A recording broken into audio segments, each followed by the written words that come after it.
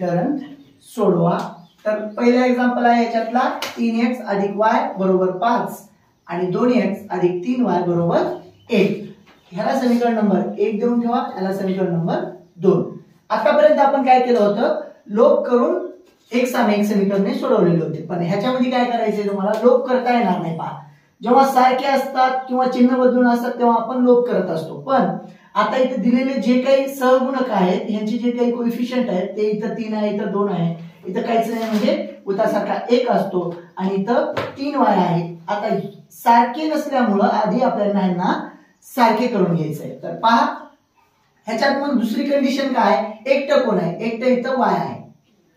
आता ह्या y ला 3y आपल्याला बनवता येईल, मग आपण समीकरण 1 ला काय करायचंय, समीकरण 1 ला 3 ने गुणून, समीकरण 1 ला जर 3 ने गुणलं, मांडणी करायची, दोन्ही बाजूला गुणायचंय आपल्याला, 3 कंसात 3x अधिक y बरोबर 5 गुणिले 3, मांडणी केली, आता गुणून घ्यायचं, 3 त्रिक 9, x ला x इथं काहीच नाही म्हणजे 1 असतो, 3 1 3 अधिक 3y बरोबर 5 त्रिक 15। ह्या समीकरणाला समीकरण नंबर 3 द्या। नवीन समीकरण तयार झाला।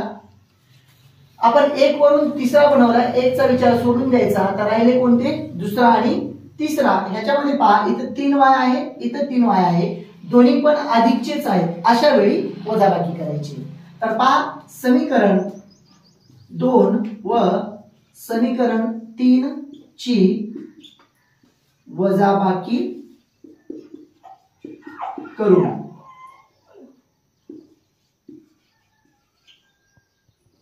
पहा आता दोन्ही समीकरणाची आपल्याला वजाबाकी करत असताना मांडणी करायची, 2x अधिक 3y बरोबर 1 आणि 9x अधिक 3y बरोबर 15।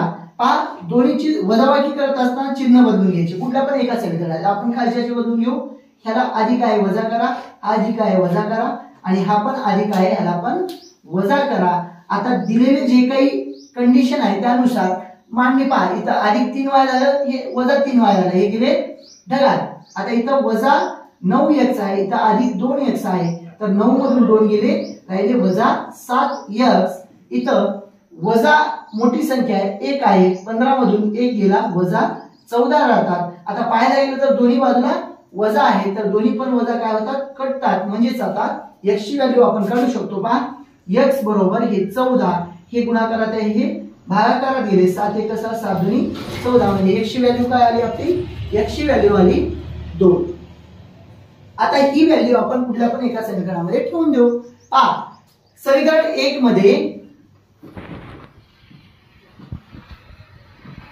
x बरोबर 2 ठेवू।